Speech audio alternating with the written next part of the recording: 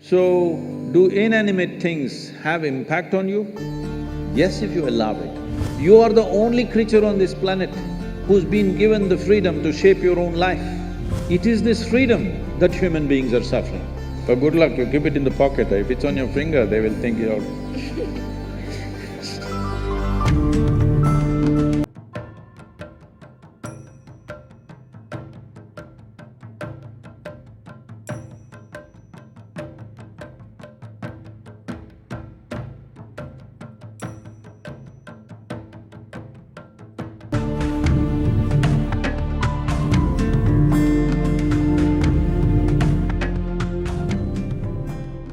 Sir, in the Indian society, when something goes wrong, for let's say someone is not well, so there are three types of people.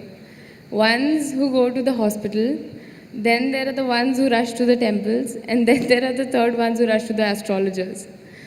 So we are actually taught from the beginning that inanimate objects and things around us have the power to control our lives. For example, the this for example, my mother when 2 to 3 years back told me to wear a ring which had the gemstones. I still has it on, have it on because, of course, because that's what mom has said. You need to take it off, otherwise the boys will think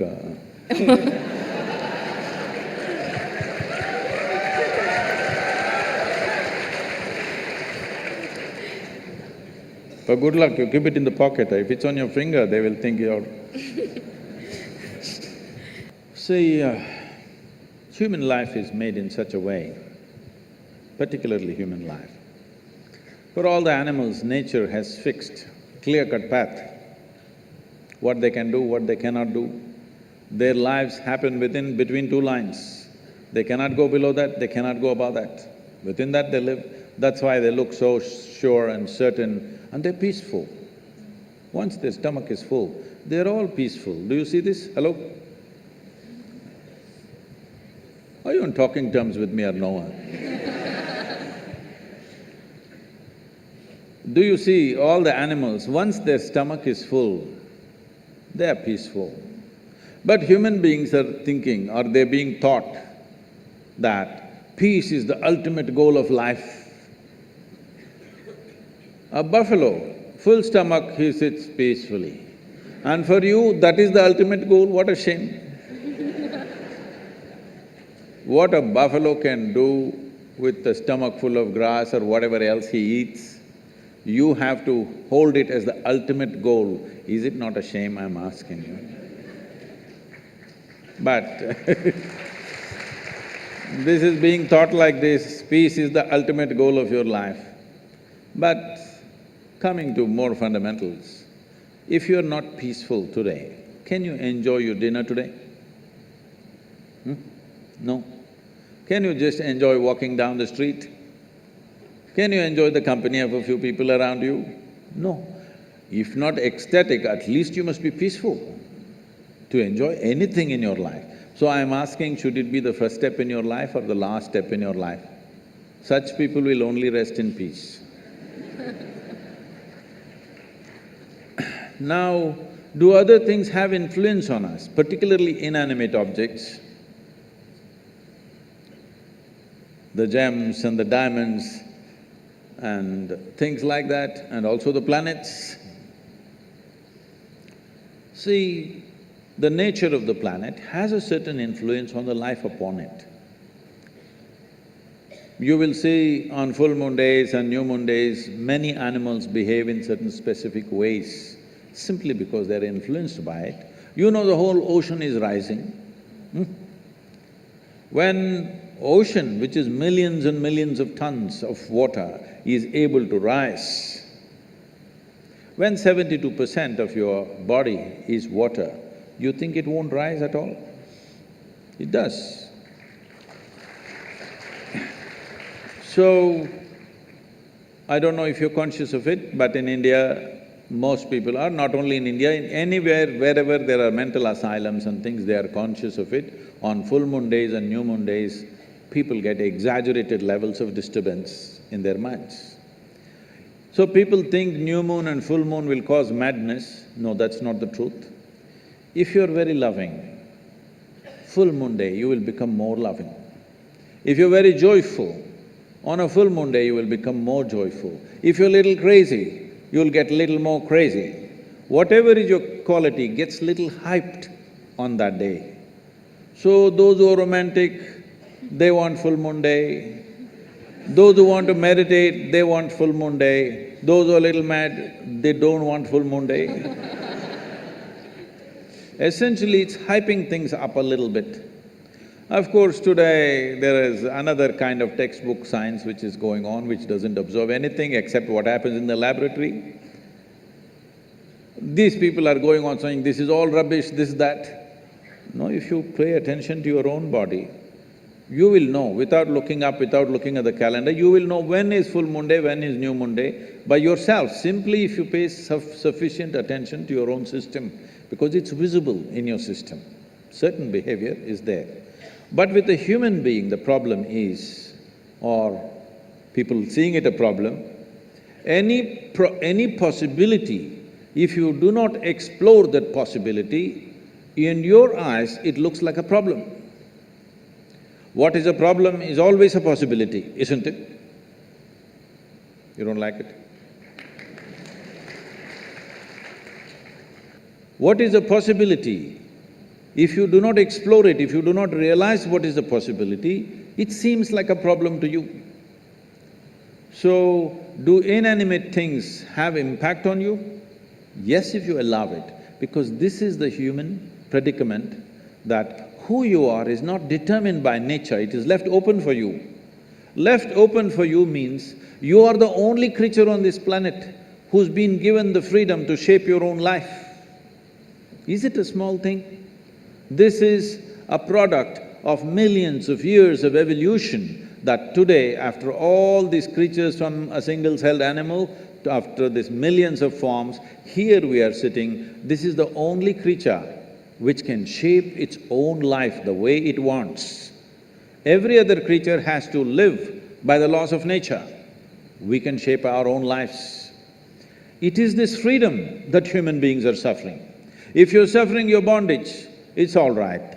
If you're suffering your freedom, you're a disaster, isn't it?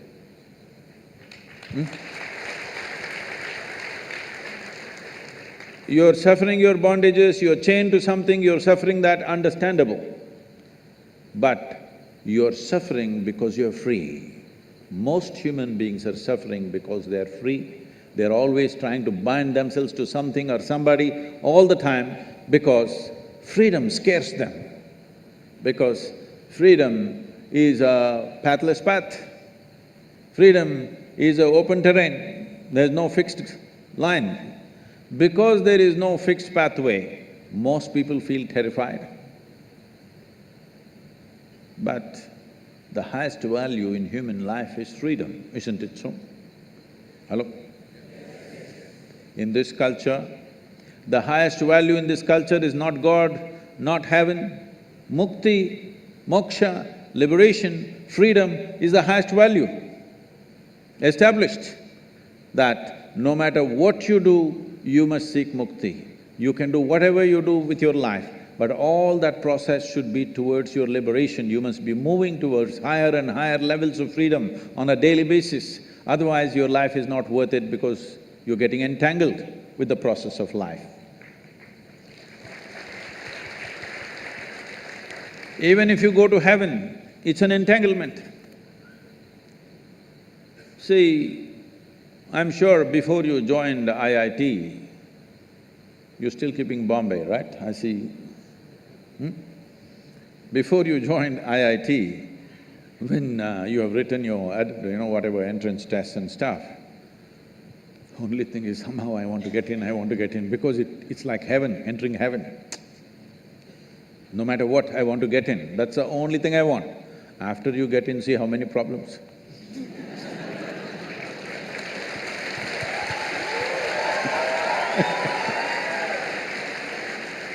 I'm asking you a simple question.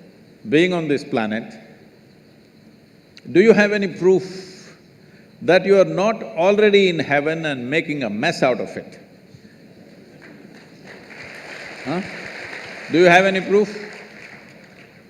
Suppose you took off from the solar system and looked down at the solar system, whatever these 12, 14 planets and satellites and works. Does planet Earth definitely look like a heavenly body among all these? Yes or no?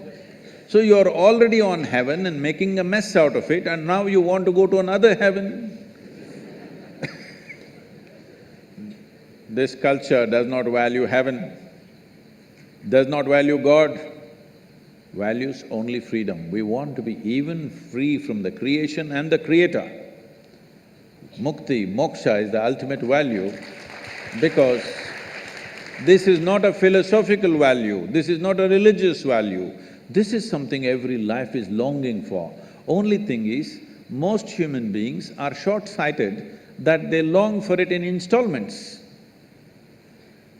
See, whatever people are seeking right now, if they have nothing, they will say, if I get 100 rupees per day, Shiva, that's all I want, that's a prayer. 100 rupees fell. 100 rupees, fine, 3 days, 100 rupees, fine. 4th day, only 100 rupees, Shiva. What's the problem with you? Are you so stingy? At least 1,000 rupees a day. Okay, 1,000 rupee note, is it in legal tender, 1,000 rupee note? Huh? No, okay, 2,000 rupees fell. I don't want to get into trouble with that. Where is 1,000 rupees falling for Sadhguru? Where does he have? No, 2,000 rupees fell. You asked for 1,000, 2,000 fell. Wonderful Shiva, fantastic. After 10 days, only 2,000 rupees.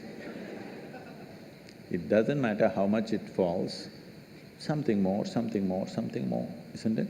This is not about money. People think it's about money. People think it's about wealth, power, pleasure, love, knowledge. No, these are all different currencies. Essentially, you're looking for expansion because you feel suffocated. If we keep you in the same place for too long, you feel suffocated, you want expansion. You want to be something more all the time. Yes or no? Always something more. Will you settle with fulfillment? No, you will look at the other planets, you will look at the new galaxies. So there is something within a human being which wants to expand limitlessly. That means it wants to be free, nothing else. Looking at this carefully, observing the nature of the life within, that it wants to expand in a limitless way, the only thing it is longing for is to become boundless. That means it's seeking freedom. That is why in this culture we established the highest value is mukti or moksha, which means liberation or freedom, not heaven, because heaven is just another place. Maybe little better accommodations, but same trouble after some time, isn't it?